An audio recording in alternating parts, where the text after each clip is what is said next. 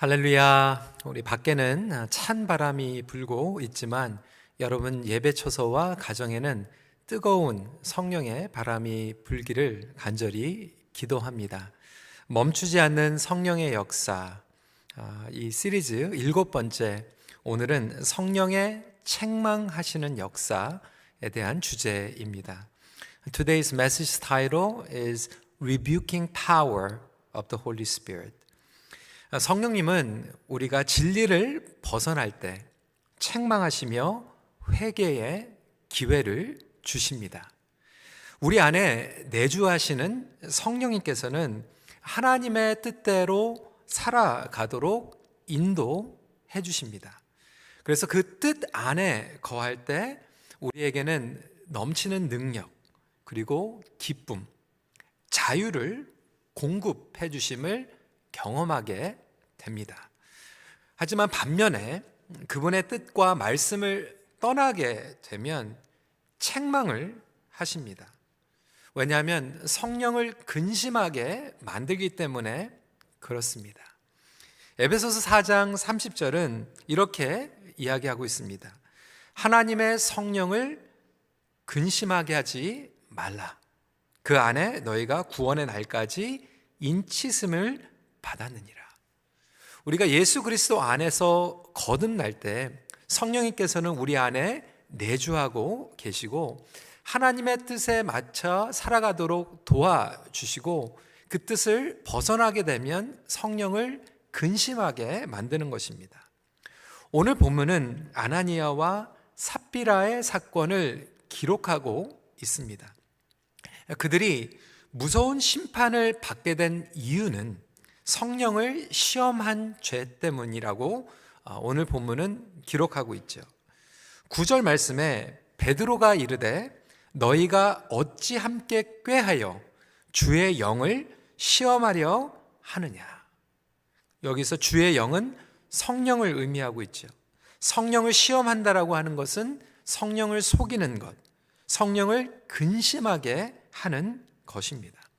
성령을 시험하는 삶이라고 하는 것은 결국 하나님을 경외하지 않는 삶을 의미하고 있습니다. 이야기는 이렇습니다. 아나니아와 삽비라 부부가 그들의 소유 땅을 팔아서 그 값에서 얼마를 감추고 나머지를 헌금하게 됩니다. 문제는 헌금 액수가 아닙니다.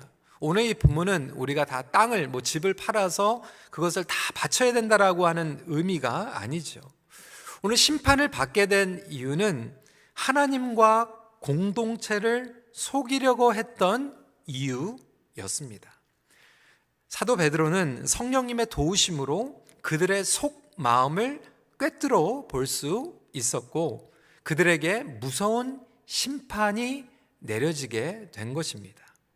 이 말씀의 핵심은 우리가 절대로 하나님을 속일 수 없으며 성령님께서는 그것을 드러내시며 책망하는 역사하심을 보여주고 있는 것입니다. 그렇다면 오늘 말씀을 통하여서 세 가지 함께 교훈을 나누고자 합니다. 첫 번째로 성령님은 우리 안의 우상을 책망하십니다. Rebuking idols in our lives. 3절 말씀에 베드로가 이르되 아나니아야 어찌하여 사탄이 내 마음에 가득하여 내가 성령을 속이고 땅값을 얼마를 감추었느냐. 아나니아가 땅값을 감춘 이유는 사단의 마음이 가득했기 때문이다라고 설명을 하고 있습니다. 그 얘기는 우상으로 마음이 가득한 것을 의미하고 있습니다. 성령님께서는 우리 안에 있는 죄, 사단이 주는 유혹, 그리고 하나님께서 싫어하시는 우상들을 보여주십니다. 아나니아와 삽비라의 경우에는 그들의 우상은 물질이었던 것이죠. 그것을 하나님보다 더 사랑했기 때문에 그렇습니다. 여러분, 그만큼 재물이 우리의 삶의 우상이 되기도 합니다. The materialism can be the number one idol in our Christian lives. 그래서 여러분, 예전에도 제가 말씀을 드렸지만 신약 같은 경우에는 믿음에 대한 구절이 215 구절이 됩니다. 많이 있죠. 여러분, 믿음 중요합니다. 구원에 대한 것 218 구절이나 그렇게 기록이 되어 있습니다.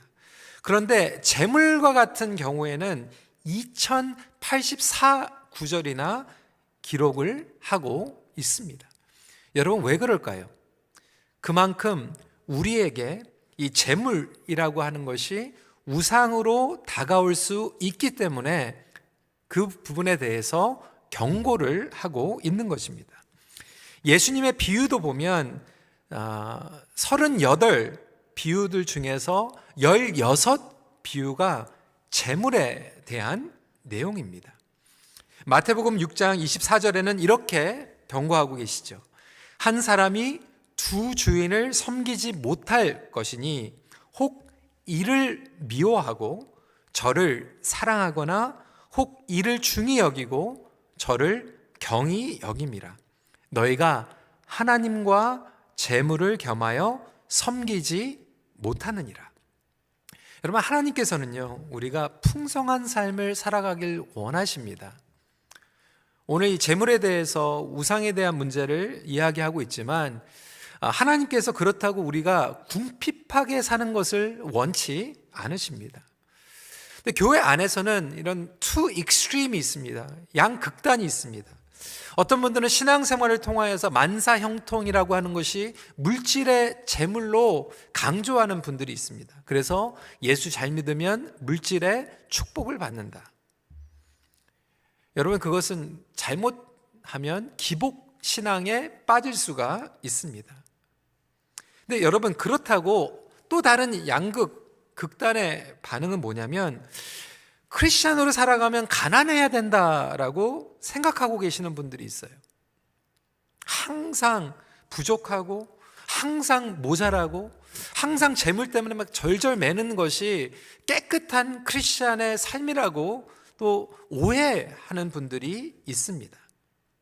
어떻게 보면 이 양쪽 다 이 물질이 컨트롤하는 우상 가운데 살아가고 있는 것이죠. 여러분, 물질뿐만이 아닙니다. 팀 켈러 목사님의 Counterfeit God이라고 하는 책을 보면 어떤 분들에게는 정욕이 우상이 되기도 합니다. 그 temptation, pleasure를 뿌리치지 못하고 마음에 하나님보다 더 즐기고 있는 것이죠. 세상에서의 힘, 권력이 우상이 되기도 합니다. 나 자신이 우상이 되기도 하고요. 그리고 나의 삶을 컨트롤하고 싶은 욕망이 우상이 되기도 하고, 많은 부모님들에게는 사실 여러분들의 자녀들이 우상이 되기도 합니다. 제가 그림 하나 준비를 했는데요. 이게 영어로는요, ring-tailed monkey라고 얘기를 합니다. 한국어로는 굉장히 어려워요. 알락꼬리 여우 원숭이. 그냥 ring-tailed monkey라고 하면 편할 것 같아요. 근데 여러분, 이 원숭이를 자세히 보시면요, 굉장히 빠른 원숭이입니다. 그래서 아프리카에서도 가장 잡기 힘든 동물 중에 하나입니다. 그런데 남아프리카에 줄루라고 하는 족이 있는데요, 그 줄루족은 이 종류의 ringtail monkey를 아주 쉽게 잡는 방법을 알고 있습니다. 오랫동안 그들의 속성을 관찰하면서 터득한 방법입니다. 여러분, 궁금하지 않습니까? 어떻게 이 ringtail monkey를 잡을 수 있을까요? 별다른 방법이 아니라 멜론을 사용하는 것입니다. 우리가 먹는 멜론. 이 멜론 안에 있는 달콤한 씨앗들을 이 ringtail monkey들이 가장 좋아한다고 합니다. 그래서 이것을 알게 된 줄루족 사냥꾼들은 이 멜론의 위에다가 원숭이가 손을 겨우 집어넣어서 씨앗을 움켜 쥘 정도의 구멍을 만듭니다. 그래서 이 윙테일 멍키들은 그 멜론의 그 씨앗을 먹기 위해서 손을 비집고 집어넣어서 씨앗을 움켜쥐게 됩니다. 그 주먹을 쥐는 순간에 빨리 사냥꾼들이 원숭이를 사냥하기 위해서 달려옵니다. 사냥꾼이 오는 순간에 그 주먹에 잡은 씨앗을 포기하고 손을 다시 펴가지고 도망가면은 되는데, 이 윙테일 멍키들이 씨앗을 포기하지 못합니다. 움켜준 것을 놓지 못합니다. 그리고 멜론이 있는 채 도망가려고 하다 보니까 멜론이 너무나도 무거워서 결국 사냥꾼에게 잡히게 됩니다. 여러분, 이것이 얼마나 어처구니 없습니까? 얼마나 어리석습니까? 근데 우리를 쓰러뜨리려고 하는 사단의 방법이 바로 이것입니다.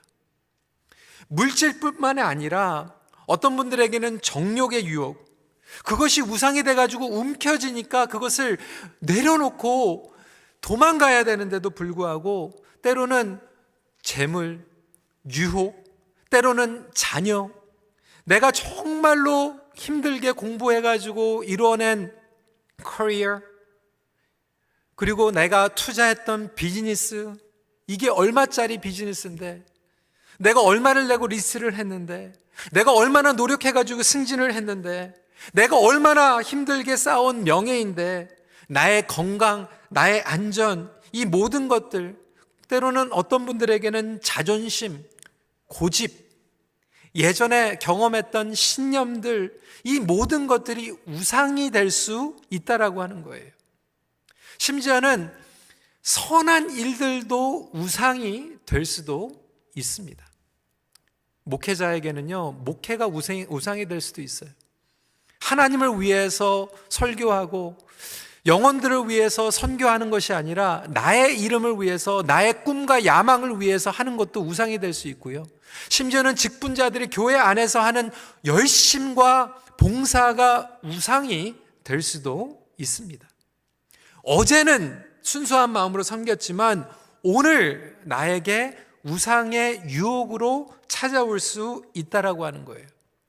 그래서 성령님께서는 이러한 우상들이 무엇인지 멈추지 않고 보여주십니다. 왜 그렇습니까? 오늘 다시 십자가를 지고 우리 자신을 부인하지 않으면 이것들이 우상으로 다가올 수 있기 때문에 그렇습니다. 말씀과 기도를 통하여서 성령님께서 보여주십니다. 여러분, 그 자체가 은혜입니다. 때로는 성령님께서 기도하는 가운데에서 우리 마음 가운데 있는 우상들을 보여주시죠. 때로는 말씀을 통하여서 우상들을 보여주시죠. 여러분, 하나님의 말씀은요, 좌우의 날이 선 검과 같습니다. 영혼의 수술과 찔림, 그리고 회개의 반응을 가져다 줍니다. 히브리서 4장 12절 13절 말씀 같이 한번 읽어보실까요? 시작.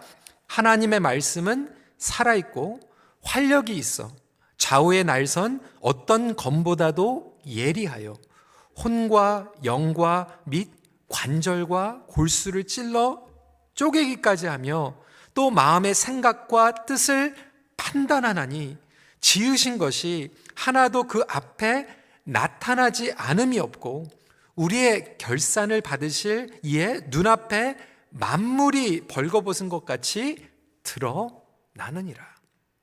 성도 여러분, 여러분에게 오늘날 가장 큰 우상은 무엇입니까? What is your number one idol in your life right now?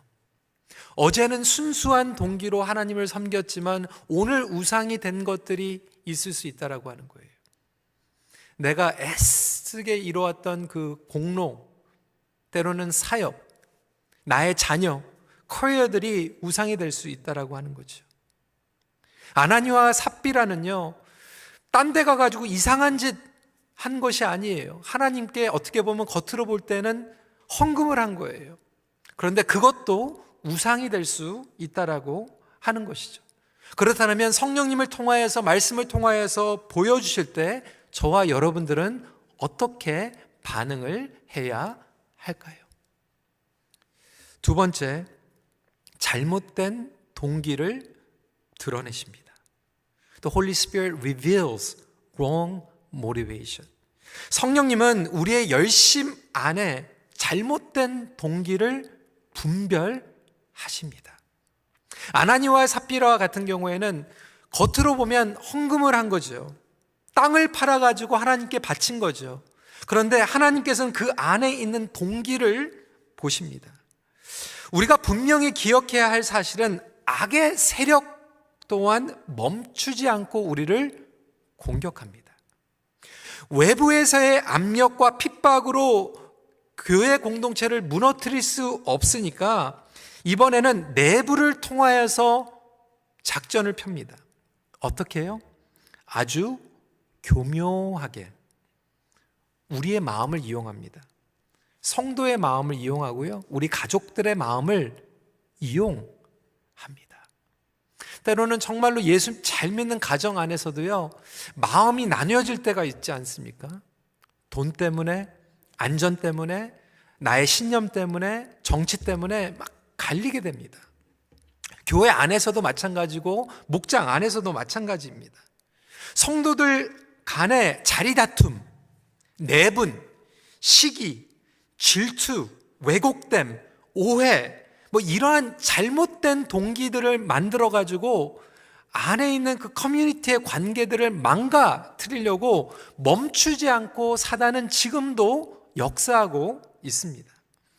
아나니아와 삽비라가 땅을 팔아서 하나님께 바치는 것은 겉으로는 좋았지만 그 안에 있었던 동기는 무엇이었을까요? 오늘 5장 말씀을 읽었지만 사도행전 4장은 이렇게 마무리하고 있습니다. 사도행전 4장 36절 37절에 구브로에서 난 레위족이 사람이 있으니 이름은 요셉이라, 사도들이 일컬어 바나바라, 번역하면 위로의 아들이라 하니 그가 밭이 있음에 팔아 그 값을 가지고 사도들의 발 앞에 두니라. 여러분, 저희들이 잘 알고 있는 바나바, 이 바나바는 물질뿐만이 아니라 자신의 인생을 전적으로 헌신하면서 교회 공동체와 성도들의 존경 그리고 신뢰를 얻는 지도자가 되었습니다.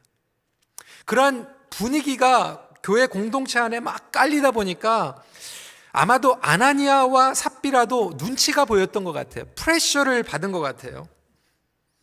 그래서 아무도 강요하지 않았어요. 시키지 않았어요. 안 해도 되는 거예요. 그런데 땅을 팔아가지고 그 일부를 바치면서 전부를 바쳤다라고 거짓말하고 있는 거죠. 이것은 사람에게 보이기 위한 잘못된 동기였습니다. 삐뚤어진 영성이었던 거죠.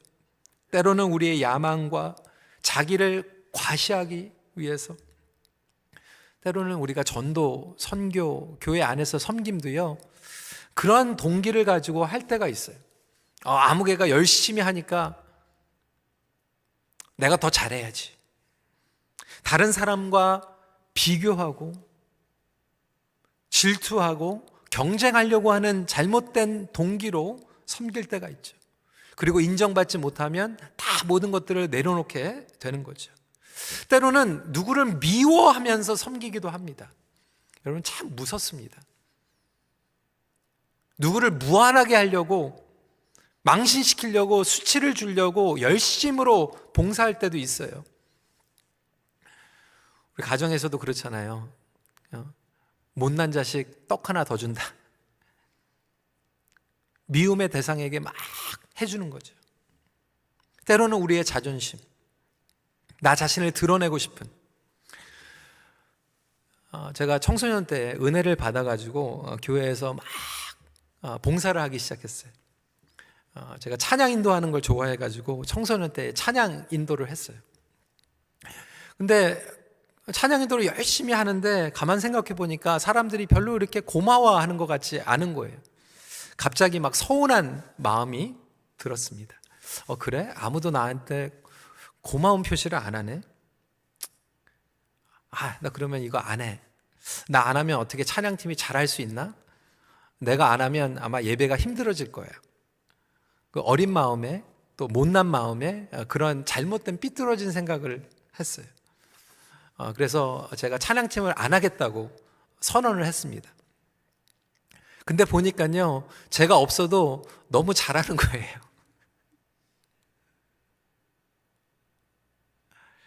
너무 잘 돌아가는 거예요. 그리고 나서 하나님께서 청소년 때 참 이걸 깨닫게 된 게 얼마나 감사한지 모르더라고요. 하나님이 제가 필요한 게 아니거든요. 저에게 특권을 주신 거거든요. 은혜를 주신 거거든요. 섬길 수 있는 은혜. 때로는 우리가 체면 때문에 섬기고요, 겉과 속이 완전히 다른 섬김들이 있어요. 막 집에서는 막 욕하죠. 막 이놈의 교회가 막 자꾸 이런 거 시킨다고, 자녀들 앞에서 막 컴플레인하고 원망하고, 그러면서 교회 와가지고는 아니요, 너무 기뻐요, 영광이죠. 우리 자녀들이, 다음 세대들이 이걸 보면서 차라리 그렇게 하려면 난 안 하겠다라고 하는 거예요. 여러분이 4절 말씀에 보면 땅이 그대로 있을 때에는 내 땅이 아니며 판 후에도 내 마음대로 할 수가 없더냐. 어찌하여 이 일을 내 마음에 두었느냐. 사람에게 거짓말한 것이 아니요 하나님께로다. 아무도 이들에게 땅을 팔라고 얘기하지도 않았고 그것을 하나님께 바쳐야 된다라고 얘기하지도 않았어요. 이런 거짓 헌신을 요구하지 않았다라고 하는 거예요. 하지만 아나니아와 삽비라는 보여주기식 헌신을 한 거예요. 이것을 showing up faith라고 얘기할 수 있겠죠. showing up spirituality라고 얘기할 수 있어요. 그런데 하나님께서는 우리가 showing up 하는 spirituality에서 fearing God, 하나님을 경외하는 신앙으로 성장하고 성숙하기를 원하십니다. 그러니까 성령님께서는 우리가 쇼업 하려고 하는 것들을 그대로 드러내시면서 회개하게 만드시고 다시 하나님을 경외하도록 우리를 인도해 주시는 찔림을 주시는 겁니다. 여러분, 어떻게 보면 지금 코로나 이 팬데믹 기간이 이것을 테스팅하는 시간이라고 저는 여겨집니다. 성령님께서 이것을 시험하고 분별하고 계시는 시간으로 여겨집니다. 십자가를 진다라고 하는 것은 보여주기식 신앙을 부인하고 진정으로 자원해서 하나님을 경외하는 신앙으로 회복되는 거예요. 예수님께서는 십자가를 감당하실 때 수치스러웠어요. 보여주기식 신앙을 했으면 얌전해야 되죠. 클래스가 있어야 되죠. 그런데 여러분, 예수님의 클래스는 십자가에서 다 무너져 버렸어요. 그럼에도 불구하고 예수님은 하나님을 경외했고 하나님의 뜻을 순종하면서 십자가를 감당해 주셨습니다. 그러니까 십자가를 진다라고 하는 것은 그냥 겉으로 고생하고 헌신하는 것이 아니라 내 마음 가운데 자원해서 하나님을 사랑하기 때문에, 하나님 없이는 내가 살 수 없기 때문에, 하나님께 드리는 것이 너무나도 감사하고 특권이기 때문에 지는 것이 십자가를 지는 것입니다. 그러한 신앙을 회복할 수 있는 저와 여러분들이 되시길 간절히 기도합니다. 지금도 주일날 여러분들이 예배 드리고 있는지 안 드리고 있는지 아무도 몰라요. 하지만 지금 이 시간을 지키고 하나님 앞에 예배하고 있는 것은 showing up spirituality 때문이 아니라 하나님을 경외하기 때문에 여러분들이 예배를 지키는 거 아닙니까? 여러분, 헌금도 마찬가지입니다. 이 과부의 헌금, 누가복음 21장 1절부터 4절 말씀에 보시면 예수님께서 이 과부의 헌금에 대해서 이야기하고 있죠.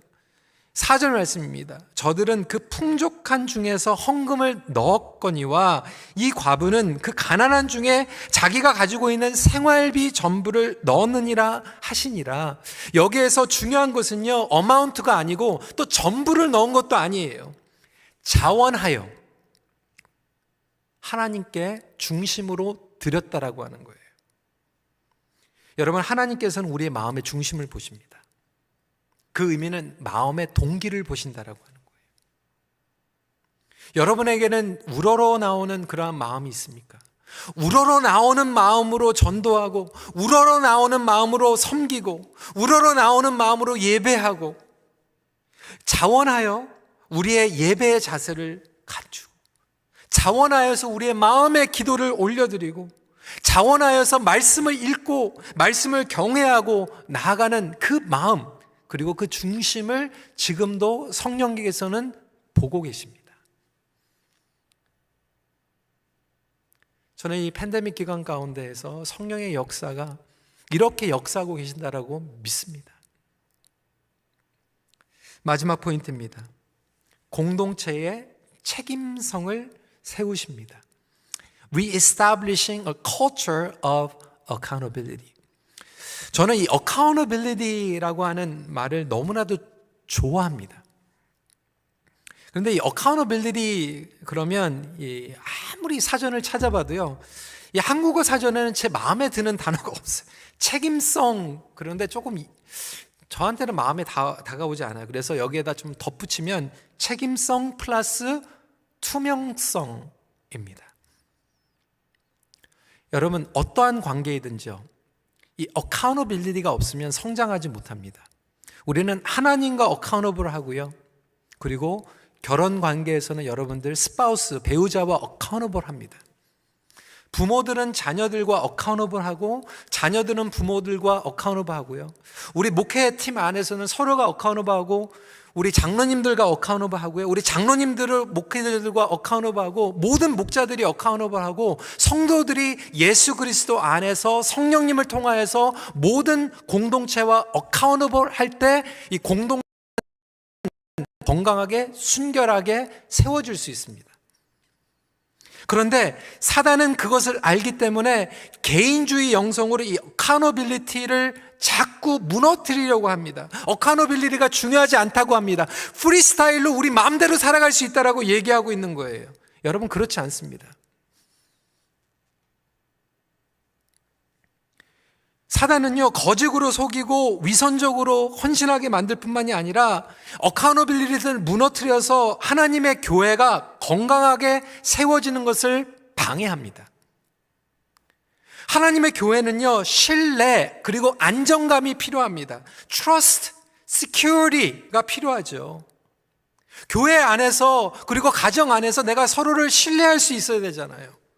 그리고 내가 안심을 할 수 있어야 되잖아요. 그런데 사단은 그것을 무너뜨리려고 하는 거예요.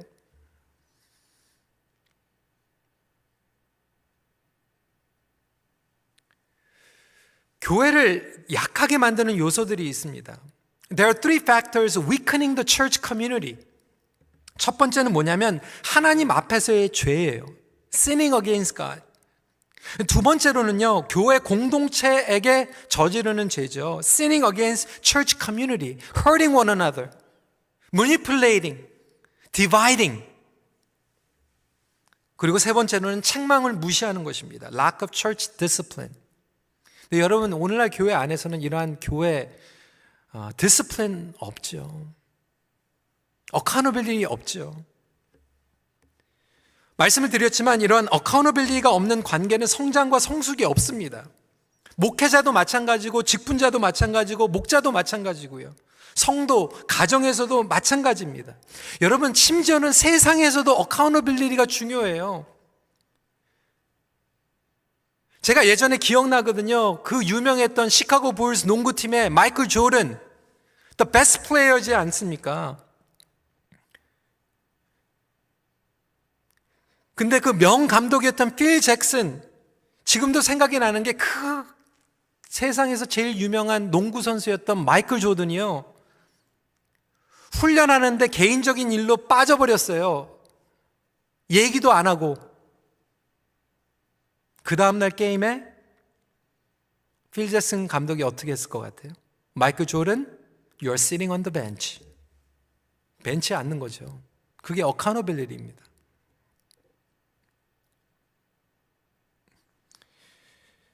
여러분, 완벽한 교회는 이 땅에 없습니다. 완벽한 지도자, 완벽한 목자, 완벽한 부모 없습니다. 책망의 목적은 완벽이 아니죠. 우리가 완벽하지 않고 연약하기 때문에 책망을 통하여서 우리가 그것을 회개하고 그리고 하나님 앞에 회복되기를 원하시는 거죠. 책망이 없이는 온전하게 설 수 없음을 보여주고 있는 것입니다. 아나니아와 삽비라의 죄가 무섭게 심판을 받은 이유는 헌금을 들래서도 아니고 이 교회 그리고 공동체 관계의 순결함과 진실됨을 무너뜨리려고 했었던 요소를 가지고 있었기 때문에 하나님께서는 단호하게 치신 것입니다. 11절 말씀입니다. 온 교회와 이 일을 듣는 사람들이 다 크게 두려워하니라. 교회 공동체는 예수 그리스도의 몸입니다. 예수님의 신부입니다. 또한 하나님 나라를 선포하며 드러내는 거룩한 도구입니다. 그렇기 때문에 성령님께서는 교회를 지키고 보호하시고 세워가십니다. 이 부분에 대해서는 다음 달에 더 구체적으로 다루도록 하겠습니다. 성령님은 진리의 영이십니다. 순결의 영이십니다. 2절 말씀이죠. 그 값에서 얼마를 감춤해 그 안에도 알더라. 얼마만 가져다가 사도들의 발 앞에 두니. 여러분, 아나니아만 이것을 비밀로 알고 있었던 것이 아니라 삽비라도 알고 있었어요. 그런데 오늘 본문을 쭉 보게 되면 베드로가 삽비라에게도 또 질문을 합니다. 여러분, 삽비라에게 왜 질문을 했을까요?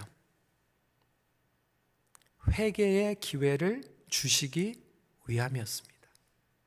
안타깝게 그녀는 회개하지 않았습니다. 여러분, 중요한 대목입니다. 우리의 동기가요, 온전하지 않을 때가 있어요. 우리 안에 우상이 있을 때가 있어요.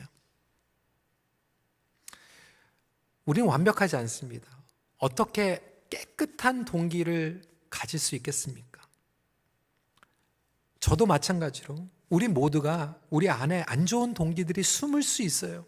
그리고 그렇게 사단이 그러한 안 좋은 마음들을 심을 때가 있어요. 예수님께서도 그것을 아셨죠. 그래서 십자가에서 종교 지도자들 그리고 대중들 그리고 그를 배신하고 도망갔던 제자들, 그들을 용서하시고 그들을 품어주시며 죽음의 희생을 감당하셨습니다. 하지만 본인은 인기의 절정, 명예, 자존심, 그 모든 것들을 내려놓고 십자가를 감당하셨지요.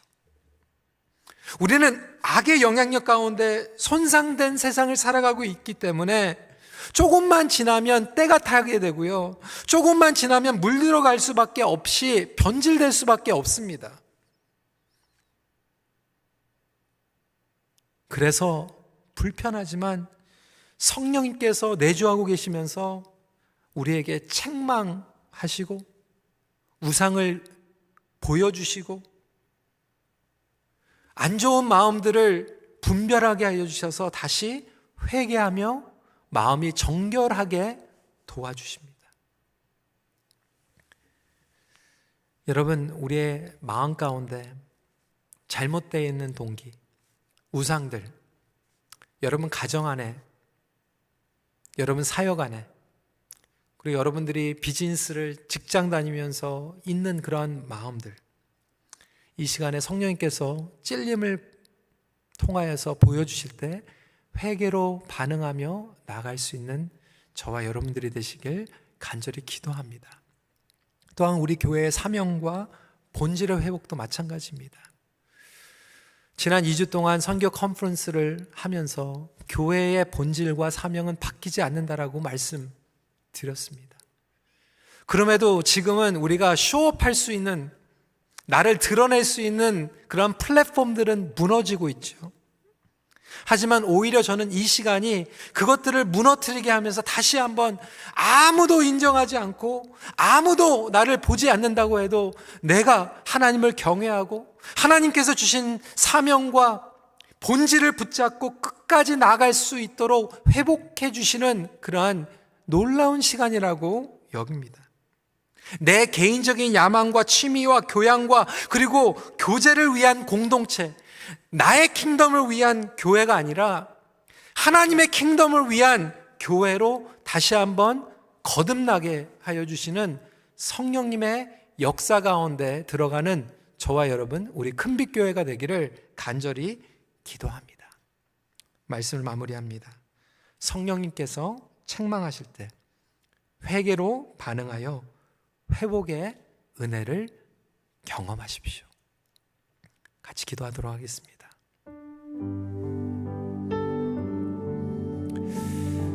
여러분, 어제의 섬김이요, 오늘의 우상이 될 수 있습니다. 하나님께서 주신 비즈니스가 여러분의 우상이 될 수 있고요, 여러분의 커리어, 여러분의 학교, 여러분들의 자녀, 심지어는 나의 선교지, 내가 수십 년 동안 헌신했던 프로그램, 나의 목회,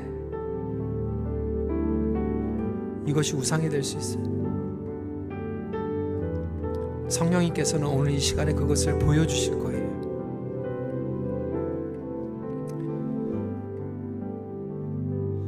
그걸 보여주실 때 우리 이 시간에 그것을 인정했으면 좋겠어요. 하나님, 너무 죄송합니다. 하나님보다 그것들을 더 사랑했습니다. 나의 마음에 세상에 물들어 있고, 그리고 조금씩 변질되었던 그 마음의 동기들, 사람은 속일 수 있어도 성령님은 속이지 못하고 하나님께 거짓말할 수 없음을 이 시간에 고백합니다.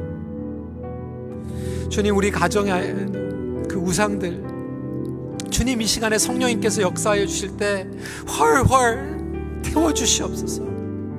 주님, 우리 마음에 있는 우상을 태워주시옵소서. 주님, 우리 관계에 있는 우상들을 태워주시옵소서. 주님, 그리고 주님과 어카운터블 할 뿐만이 아니라 우리 가정에, 목장 안에서 그러한 어카운터블들이 다시 회복할 수 있도록 허락하여 주셔서 남편과 아내가 서로 끌어주고 밀어주고, 목장 안에서 목원 식구들이 서로 격려해주고, 교회 안에서 그리고 우리의 커뮤니티 안에서 서로를 밀어주며 으쌰으쌰하며 다시 그 열정과 복음의 순수한 동기와 사명을 회복할 수 있도록 주님 은혜를 내려주시옵소서. 오, 성령의 바람 불어오시옵소서. 우리 이 시간에 간절한 마음으로 기도하는 시간 갖도록 하겠습니다. 기도하시겠습니다. 아버지 하나님, 이 시간에 주님의 말씀을 붙잡고 나아가며 기도합니다. 아버지 하나님, 우리 안에 우상을 주님께서 드러내 주시고 보여주시며, 아버지 하나님, 우리가 그것을 인정하며 회개하며 놀라운 역사가 일어나게 하여 주시옵소서. 오, 성령님께서 아버지, 우리 안에 있는 그 우상들과 잘못된 동기들, 주님 퓨리파이 하여 주시옵소서. 정결케 하여 주시옵소서. 태워 주시옵소서. 주님, 우리의 힘으로는 그것을 지울 수도 없고 없앨 수도 없고 해결할 수도 없음을 이 시간에 고백합니다. 오, 성령님께서 오늘 우리의 삶 가운데 찾아와 주셔서 그것을 태워주시고, 아버지 하나님, 다시 한번 주님의 놀라운 보혈의 능력 가운데 우리의 생각과 우리의 마음과 우리의 동기가 새롭게 되는 놀라운 역사가 일어나게 하여 주시옵소서. 겉으로 쇼업하기 위한 그러한 신앙이 있었습니까? 다시 한번 자원하는 마음으로 순수한 하나님의 뜨거운 열정으로 주님 앞에 나아가게 하여 주시고, 그러한 예배가 되게 하여 주시고, 그러한 헌금이 되게 하여 주시고, 그러한 선교가 되게 하여 주시고, 그러한 양육이 되게 하여 주시고, 그러한 목장이 되게 하여 주셔서 하나님 앞에 다시 한번 우리의 마음을 가지고 나아갈 수 있는 놀라운 역사가 일어나게 하여 주시옵소서. 우리 시간에 내가 주인 삼은 모든 것 내려놓고 함께 고백하며 찬양하며 나아가도록 하겠습니다.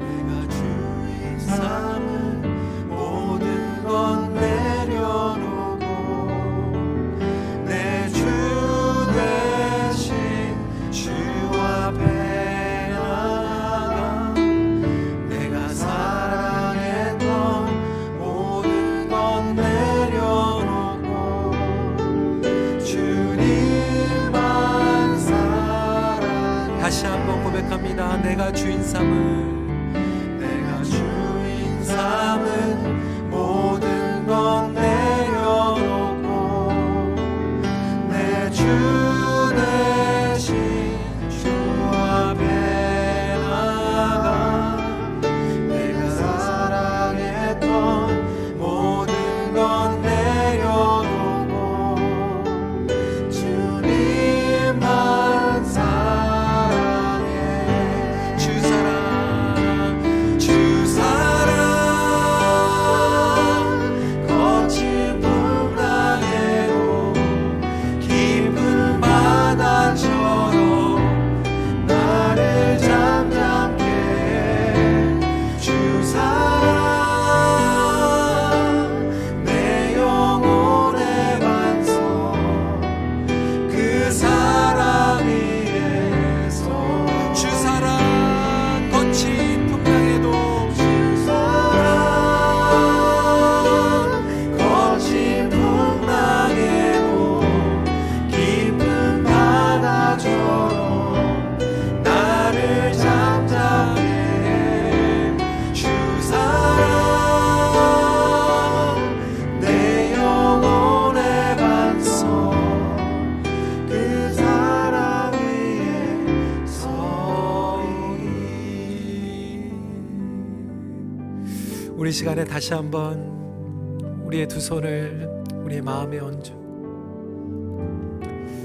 성령님 우리의 마음을 살피시고 정결케 하여 주시옵소서.